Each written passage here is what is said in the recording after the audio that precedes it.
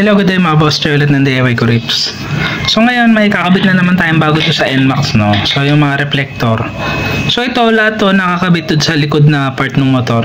Yan. Ito sa may tapalodo. Ito yung mismong nasa pinakalikod, ito naman yung nasa dalawang gilid. So wala sana akong planong magpalit ng ganito, kaso nga lang yung ganito ko kasi sa likod. Hindi ko alam kung nanakaw yon or nalaglag. Pero kasi alam ko kasi naka-screw type yun. So hindi siya basta-basta malalaglag. Pero nawala na. Ayan. So nangyari, bumili na lang tayo. Tapos naisip ko puti na yung bilhin. Kasi puti naman na yung motor. Para at least lahat sila puti. Wala nang pula. Pati ito, papalitan na natin kahit na hindi naman nalaglag yung ganito. Gagawin na natin puti. Ayan. So, madali lang naman yan. Nakabolt lang naman yan. So, yung ganitong parte, no, hindi ko alam kung yung do sa NMAX is nakabolt o nakadikit lang. Pero kung yun is nakadikit lang, madali lang naman yung bubutasan lang naman natin para may mapaglagyan ng bolt. Pero kung yun is nakabolt type din, tatanggalin lang naman natin yung bolt. Tapos ito na ipapalit natin. Yan. So, punta na tayo ngayon sa NMAX B2, no. So, i-update ko kayo. Di bali ito yung nawalang reflector, no? Yan.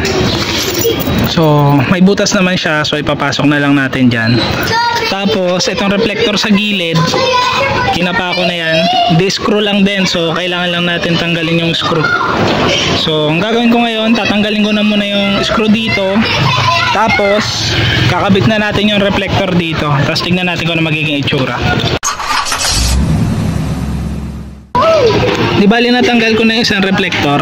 Yan. Napalitan ko na ng kulay puti. Di bali ang kailangan nyo dito is 8mm na socket. Yan. 8mm siya. Yan. So ganyan yung magiging itsura niya. Ngayon kailangan natin tanggalin yung sa kabila. So madali lang siya. Dinudukot lang siya dito sa ilalim yan, no? Abot naman siya, hindi rin kayo mahirapan. Madali lang siya tanggalin. So tatanggalin ko na muna tong kabila, tapos kakabit naman natin yung kulay puti. Ito, no, natuloy-tuloy na natin yung pagkabit. Nakabit na natin yung nandito. Pati yung dito. Yan, pati yung sa kabila. So maganda yung naging combination ng puti sa silver natin. Tapos puti din yung kaha natin. Parang clean look lang.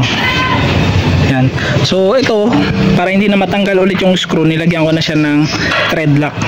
So hindi ko na lang alam, ano, pagka ito nawala pa, ibig sabihin may nangunguha talaga. So tapusin na natin itong video na to, no? Ingat kayong lahat, ride safe, God bless.